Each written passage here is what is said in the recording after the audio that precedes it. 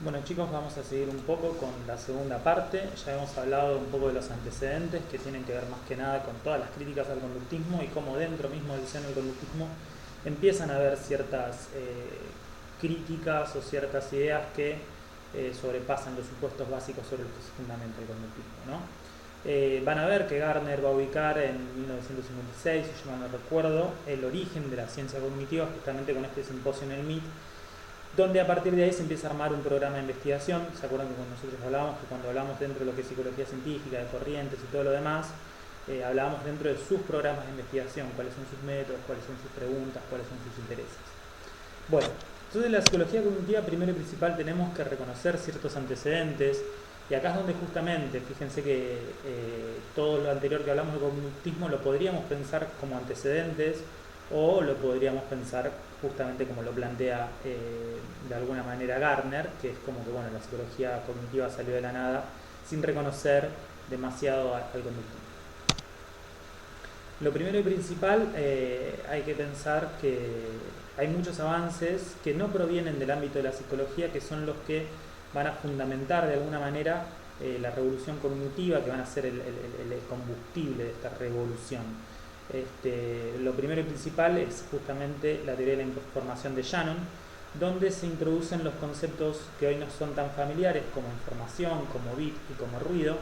Entonces, por ejemplo, cuando nosotros hablábamos de los experimentos de Hebb sobre memoria, hablábamos que podía retener 7 palabras, 7 léxicos, 7 unidades, pero no teníamos estas palabras que hoy son tan fundamentales para todo lo que es la psicología, que como por ejemplo 7 bits de información. A partir de este momento se empieza a decir 7 bits de información y vamos a ver que justamente los cognitivos, en especial Milner, retoma los experimentos de Hebb y se vuelven a hacer esos experimentos y se vuelve a ratificar esta idea de que podemos retener 7 elementos de información.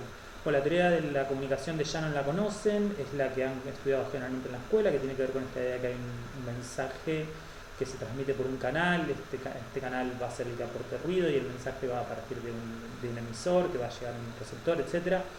Que si bien lo utilizamos para el estudio de la comunicación verbal o de la comunicación humana, en general este esquema nos permite pensar la información en mecanismos autorregulados, mecanismos cibernéticos. Él no lo piensa como parte de la comunicación humana, sino que lo generaliza, pero tiene que ver con la teoría de detección de señales, con teoría de radares, que tiene que ver, muchos de los desarrollos que van a dar origen al cognitismo tienen que ver con desarrollos que fueron pensados con fines bélicos o con desarrollos tecnológicos para la guerra.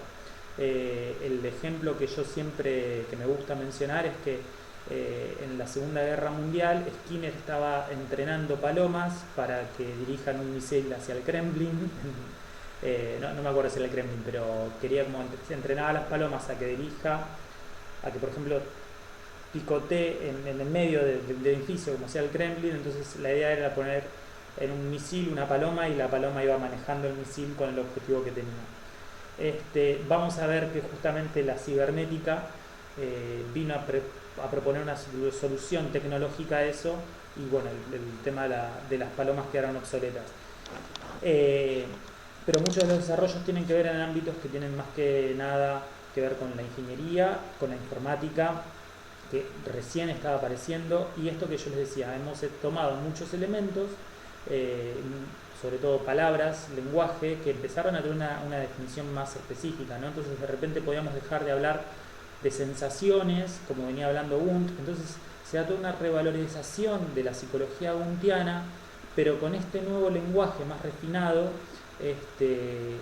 se dejan de lado todos esos aspectos sentimentalistas, sensualistas, de la filosofía, ¿no? de la filosofía de la mente, no de la filosofía de la mente exactamente, sino más de la filosofía ideológica en el sentido de idealista, de la filosofía idealista, ¿no? Ya podemos descartar justamente los conceptos de idea, de sensación, de apercepción, ¿no? Conceptos que nos vienen desde inclusive Platón, cuando justamente él separa esto que hablamos, ¿no? El mundo de lo sensible, el mundo de las ideas, perdón, y el mundo material. Y que bueno, Descartes formula de otra manera. Es una nueva reformulación de ese mismo problema de alguna manera. Ahora, aquello que sea lo que percibimos, lo que está dentro de la mente, lo vamos a llamar justamente información o representaciones. y vamos a tener palabras más específicas. Pero vamos a volver a hablar de ese tipo de cosas. Me estoy adelantando un poco a las conclusiones, pero es un poco la idea, es que al final el cognitivismo volvió a darle la psicología al objeto de estudio que siempre le correspondió por derecho, que es el estudio de la mente humana, de la conciencia, ¿no?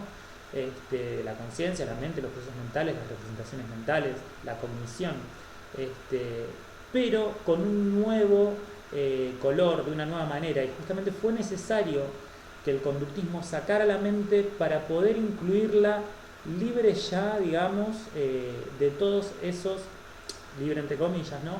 Libre ya de todo ese peso de los conceptos filosóficos que traía y con los que empezó a trabajar, como ya les decía, sensación, emoción, etc.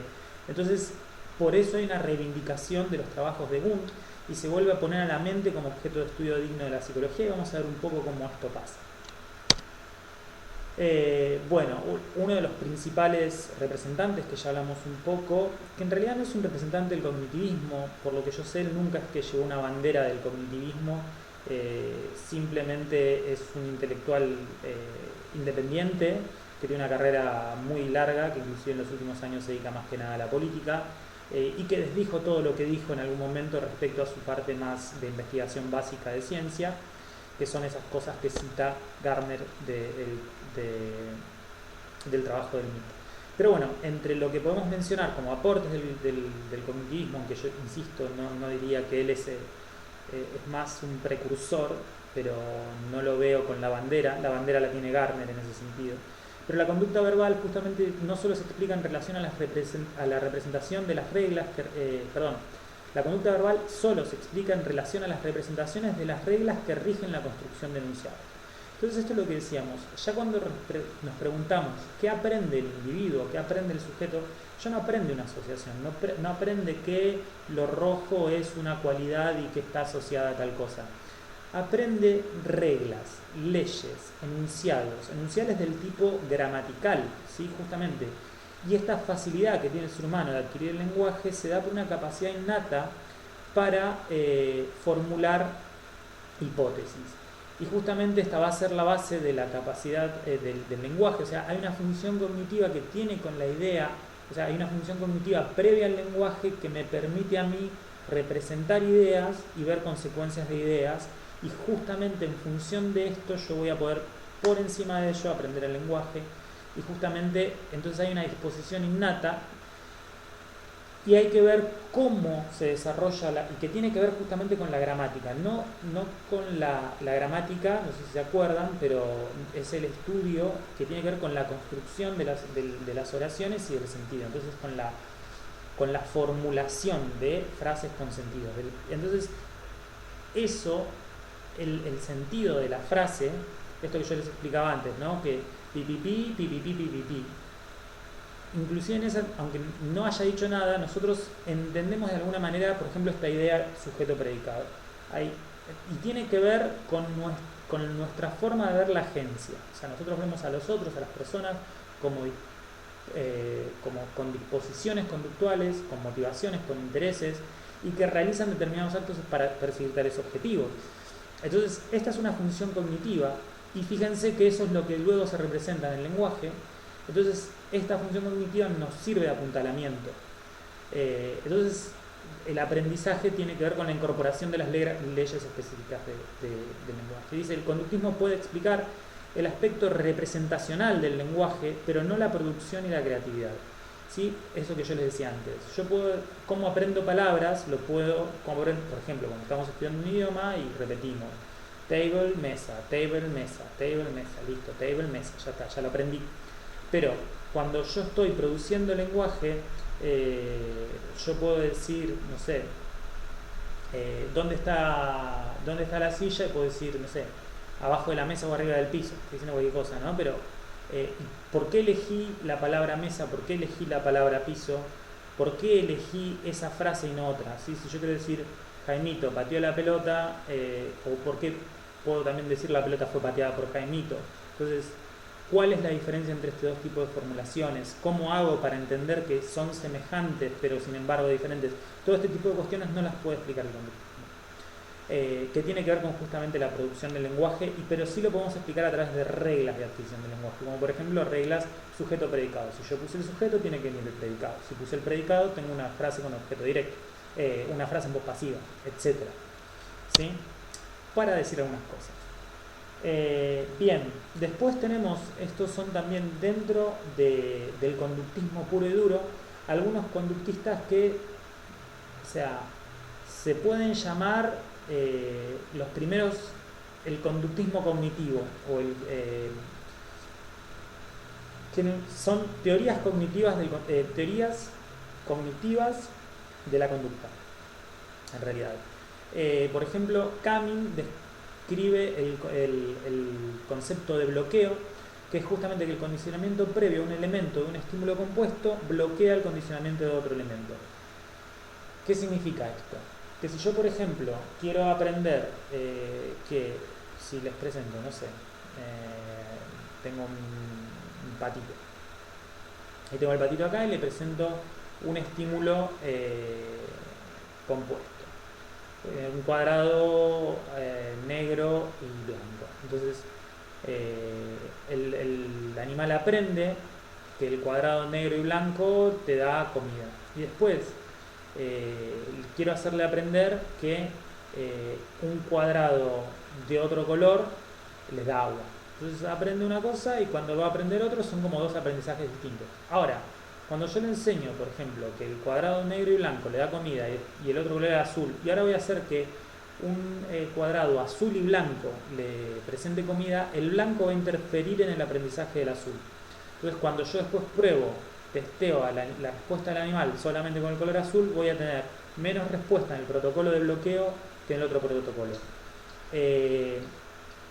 Es interesante porque lo que dice, bueno, esto nuevamente vuelve a criticar la teoría de que simplemente la exposición, la frecuencia y la asociación van a generar el aprendizaje. El aprendizaje va a estar determinado por otras interacciones con aprendizajes previos de estímulos compuestos, que tiene que ver con las representaciones con las que se encuentra en mi cerebro, con los aprendizajes previos que yo tenía. Entonces, de repente una representación de que el blanco cumple determinada función o tiene determinado rol predictivo va a influir en otros aprendizajes futuros, aunque no haya habido condicionamiento específico en eso. El experimento está bien descrito, es un ejemplo bastante burdo el que di, pero para que se den una idea del bloqueo. Y en realidad lo importante es eso, que hay una representación que inhibe un conocimiento posterior que se desarrolle. Un segundo que le abro a mi gato.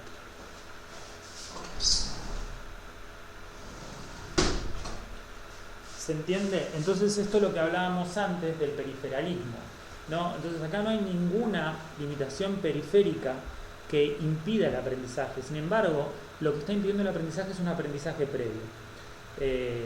Justamente entonces acá necesitamos hablar de un sistema de control central que el conductismo hasta este momento no hablaba. Hay ejemplos del bloqueo con respecto al bloqueo del aprendizaje de la lectoescritura con imágenes.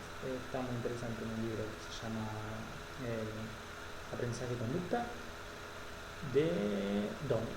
Bueno, no sé quién me había pedido de un libro de conductismo, alguien estaba interesado en leer algo de conductismo. El aprendizaje y conducta de Domian es un muy buen lugar para empezar, y tenemos el de Macintosh también que se llama Principios Básicos de Aprendizaje. El de Domian yo lo tengo, el de Macintosh no me acuerdo, pero si alguien lo quiere me lo puede pedir. Y después tenemos la teoría cognitiva del condicionamiento de Rescorla y Wagner, que no me voy a detener, pero en realidad esta teoría es súper, hiper revolucionaria y fue fundamental para el estudio de un montón de cosas posteriores, sobre todo para el estudio de las neurociencias, ¿sí? Rescorla y Wagner encontró justamente esta curva que nosotros vemos acá, que tiene que ver con la curva de aprendizaje, ¿no? Que significa cuánto se aprende por cada ensayo que se presenta. Es muy, o sea, al principio suena sencillo, pero entonces él va a interpretar el condicionamiento como justamente la teoría cognitiva del condicionamiento es la función anticipatoria de los estímulos condicionados. El estímulo condicionado voy a leer lo que dice, así después no repito, dice: los organismos, al condicionarse selectivamente en respuesta a los buenos indicadores de reforzamiento, y a expensas de los indicadores deficientes y al tomar en cuenta su experiencia pasada, logran atribuir los reforzadores a sus causas más probables, ¿sí? A sus causas más probables. Entonces acá justamente él va a decir que un estímulo condicionado lo que va a hacer es un indicador de la probabilidad de que suceda un refuerzo.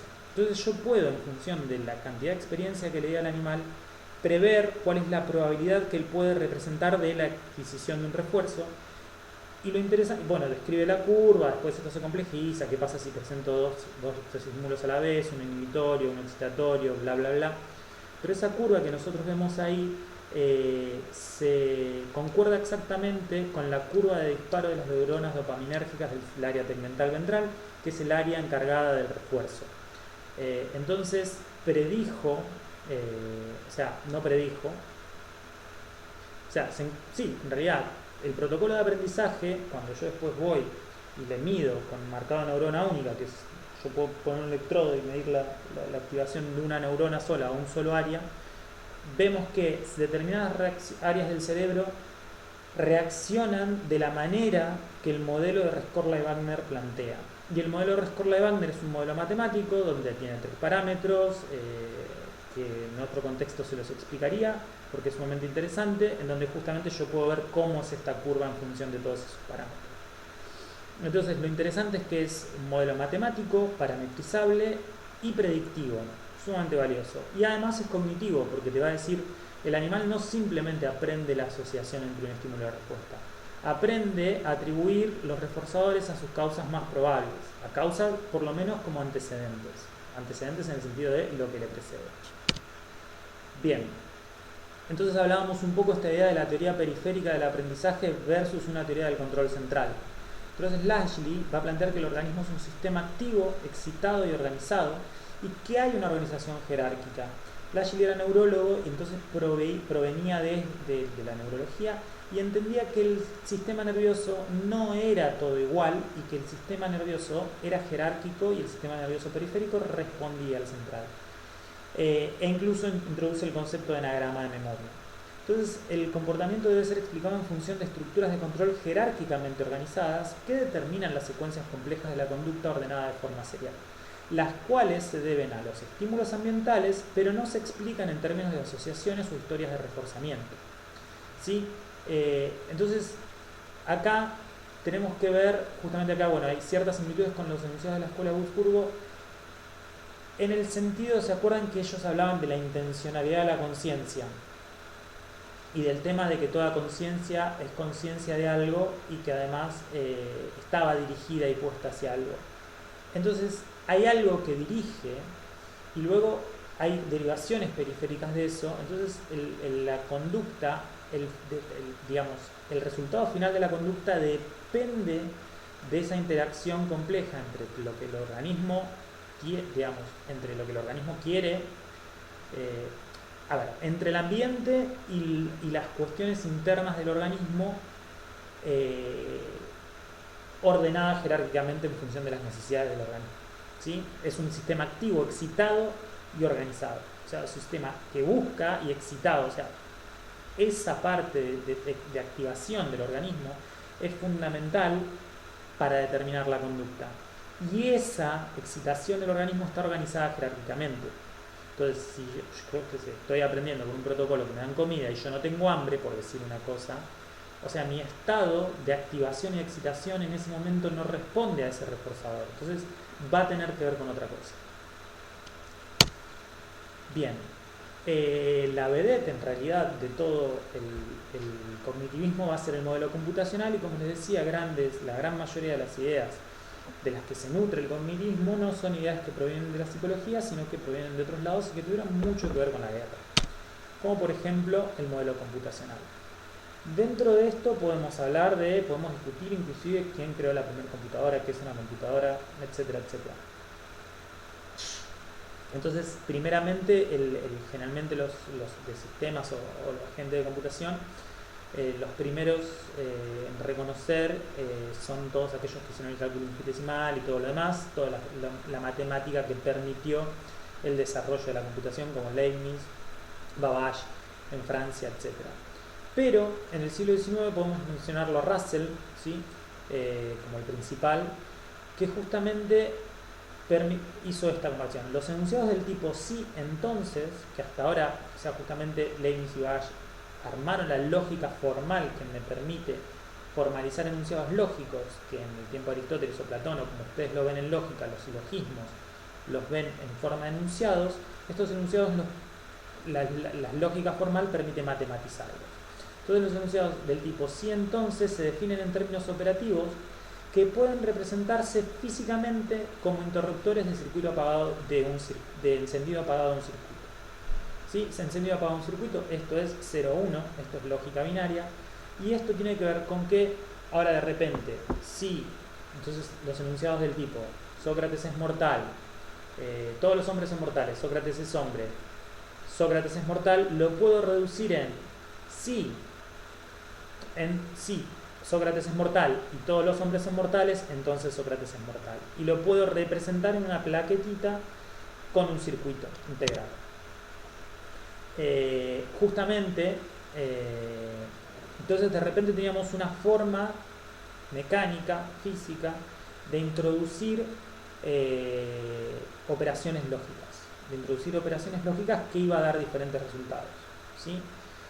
Ahora bien, justamente faltaban cosas, y entre las cosas que faltaban era esta idea de Turing, de la máquina universal, en donde creó la noción de un programa o tabla de instrucciones, en donde ese circuito no sea cerrado, no es que yo represento ese silogismo, por ejemplo, en el ejemplo anterior, yo represento en una tabla ese silogismo y puede responder solamente a ese silogismo o silogismos similares.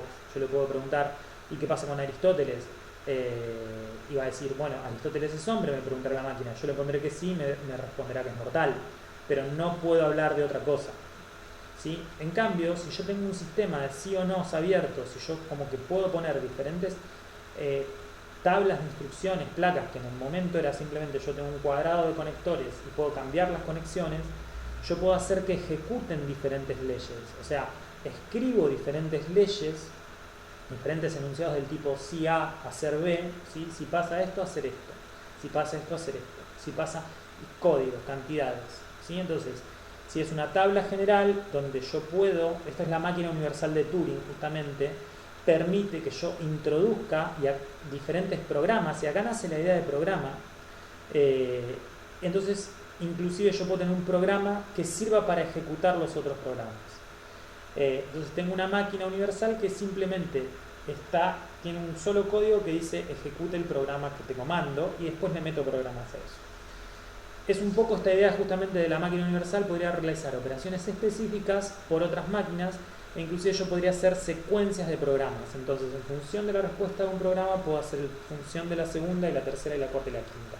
Entonces esto permitía realizar series de cómputos en donde haya una cadena de relaciones y que las cadenas sean algoritmos de toma de decisiones que estén programados y que sean dinámicos porque van a depender del resultado del programa anterior. Entonces esto aumenta la capacidad de cómputo de cualquier programa. Ya no estamos hablando de un sistema fijo que pueda hacer una sola respuesta. Inclusive, dice, se podrían utilizar programas para simular procesos cognitivos humanos. Como por ejemplo, si vos le cargas a una computadora todas las reglas del ajedrez, decís cómo se mueve y todo lo demás y cuáles son los objetivos, se podrían hacer simulaciones. Turing es el primero en plantear la idea de que se pueden realizar simulaciones. Ahí hay ejemplos de simulaciones que a mí me gustan. Pero bueno, y justamente permite, en esta idea que yo les decía, la máquina universal de Turing y la simulación, es decir, bueno, si pasa esto, cambio mi conducta. Entonces la conducta se hace más flexible.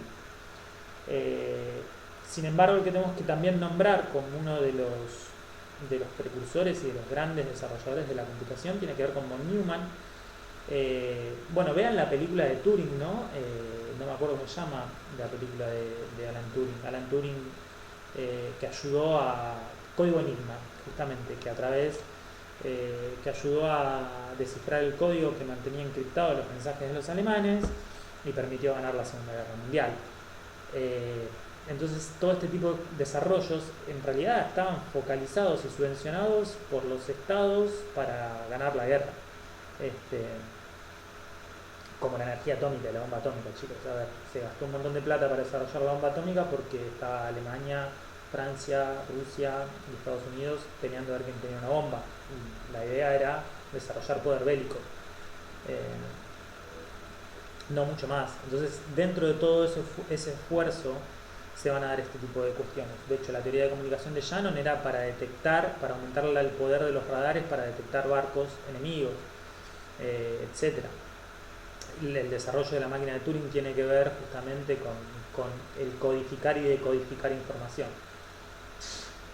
Bueno, von Neumann distinguía, es el que aporta la idea entre software y hardware, y el modelo de la computadora actual, de la PC actual, se le debe a von Neumann. ¿Sí? Que tiene justamente, es un sistema de procesamiento secuencial, primero una cosa, después lo otro, y central. ¿Sí? Es el que se le debe también la idea de la analogía entre el funcionamiento del cerebro y la computadora. Y esto es lo importante, el cognitivismo de alguna manera, la analogía, la moda, digamos, antes el ser humano era una tabla rasa, ahora el ser humano es como una computadora. Hay un hardware, que es el sistema físico que ejecuta el programa, y hay un software, que son las reglas o instrucciones codificadas en el programa de cómputo. Entonces, si nosotros podemos entender la fisiología del sistema nervioso, el hardware, y podemos entender las leyes que lo ponen en funcionamiento, las normas, como estas normas de iniciación de las que hablaba Chomsky, por ejemplo, vamos a poder comprender el ser humano. Entonces, incluso acuña el término de wetware como los sistemas biológicos capaces de ejecutar estas funciones de reglas. En aprendizaje animal hay un montón de discusiones al respecto, inclusive esto ya, por eso les digo, ¿no? Como ver de quiénes se nutren los cognitivos y todas las cosas que dejan de lado al nutrirse y seleccionar, hacerse cargo de determinada tradición y no de otra. Pero ya, por ejemplo, con el conductismo se venía hablando del aprendizaje de reglas, de aprendizaje discriminativo, esto que habíamos visto, por ejemplo, de la discusión con la Gestalt, de que si el animal aprende que el pote negro es el que da comida o es el más oscuro de los dos. Entonces el más oscuro de los dos es una regla cognitiva.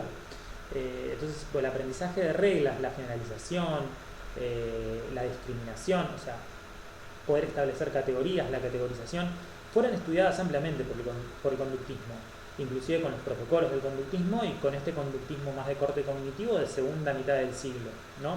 Pero justamente, bueno, cierta parte del cognitivismo no reconoce esa tradición, o por lo menos se quiere diferenciar esa tradición, dejando de lado ciertas cosas que ya habían sido estudiadas. Y quizás alguien que debería haber puesto esta diapositiva un poco más adelante, pero tiene que ver con el invento de la cibernética, ¿sí? Que se lo damos a este señor que se llama Weiner, que trabajó también hizo ciertos trabajos también sobre psicología, si se quiere, pero como ven estaba más dedicado a la ingeniería, que es el estudio científico del control y la comunicación en animales y máquinas, cómo se comunican y cómo se controlan, cómo se produce el control. Tiene que ver justamente con la adquisición, el uso, la retención, la transmisión de la información, y justamente con lo que es importante de la cibernética es la idea del comportamiento intencional. Es un ajuste inteligente de la conducta al cambio ambiental. Comportamiento intencional es un ajuste inteligente de la conducta al cambio ambiental. Acá es el ejemplo que yo les decía del misil teledirigido. Si mi objetivo es que el misil llegue al Kremlin, por ejemplo, bueno, yo tengo que ir si viene un viento y me lo corre, yo tengo que ir a ajustarlo para allá. Entonces yo tengo una intención y tengo que, justamente a través de un proceso de retroalimentación, volver, ¿sí? O sea, tomo el resultado de mi conducta como un input. Y en función de este resultado de mi conducta, que pasa a ser un nuevo input, vuelvo a ajustar mi conducta. ¿Sí? Y justamente introduce los términos como retroalimentación. ¿Sí? El comportamiento de los servomecanismos es intrínsecamente deliberado. El ejemplo es el termotanque, ¿no? El termotanque tiene el objetivo de mantener el agua a una temperatura constante. Si la temperatura baja, prende la llama. Si la temperatura sube, apaga la llama. Entonces tiene una leve variabilidad que le permite, pero cuando baja de ese nivel, prende fuego. Entonces el input le funciona como ¿sí? Como información para prenderle el fuego. Una vez que prende el fuego y llega a la temperatura, esa misma conducta, digamos, genera un cambio y ese cambio es tomado como input y nuevamente vuelve a apagar, ¿no? Entonces, las señales provenientes de la meta que modifican la actividad del objetivo del curso del comportamiento. E introduce los conceptos de memoria de trabajo y funciones ejecutivas que le son tan caros a la psicología ahora. Y justamente aporta una explicación teleológica, ¿sí? Que acá vemos cierto paralelismo con el funcionalismo. Vamos a desarrollarlo ahora. Sí, justamente el concepto de retroalimentación permite hablar de la conducta intencional. Justamente, y lo discutimos en algún momento, es uno de los problemas, porque al tomar el modelo de las ciencias físicas, no hay lugar para el libre albedrío, para la voluntad. Esto lo hablamos cuando hablamos de William James. ¿Por qué? Porque si todo está determinado por los precedentes, o sea, ¿cómo puedo yo seleccionar o algo, o cómo mi conducta puede ser libre y no estar determinada? Entonces, de alguna manera el conductismo dice, no, bueno, listo, saquemos. O sea, es lo que pasa con el funcionalismo al último, saquemos las explicaciones teleológicas, y las explicaciones teleológicas no sirven para la ciencia. Yo no puedo decir la persona no sé, cruzó la calle para estar del otro lado. No sirve, no es una explicación, porque yo tengo que buscar el porqué, no hacia dónde, no el resultado. No puedo explicar una causa por sus consecuencias. Esto es una falacia lógica. Pero sin embargo los seres humanos tenemos metas. Entonces, de alguna manera, esto siempre fue un problema y tuvimos que sacar la idea de las metas y decir, bueno, olvidémonos, por lo menos por lo pronto, de la idea de que tenemos objetivos y que nuestra conducta es intencional, y dejemos de lado. Y así avanzó la psicología, pero justamente dice, a ver, el concepto de retroalimentación, o sea, si una computadora puede cumplir un objetivo, si un misil puede ser programado y cumplir un objetivo, si un termotanque puede cumplir un objetivo, si puede tener intenciones, si vos lo mirás de afuera, un termotanque tiene una conducta intencional. Que sea libre o no sea libre, después va a ser otra discusión, pero sí es intencional. ¿Se entiende esta diferencia?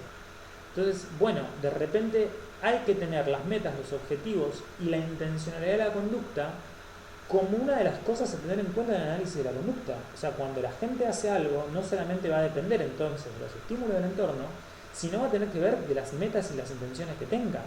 Sí, un poco las críticas que hacía Maslow del conductismo y del humanismo que hace. ¿Sí? ¿Se entiende? Pero fíjense que tanto el conductismo como la Gestalt habían desestimado este aspecto.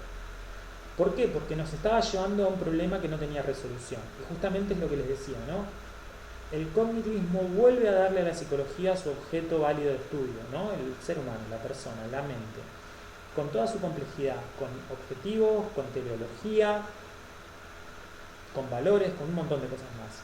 Ahora, también comete sus grandes errores, por lo menos desde mi punto, ¿no? Bien, vamos a ir hasta acá entonces y después vamos a seguir avanzando. Éxitos.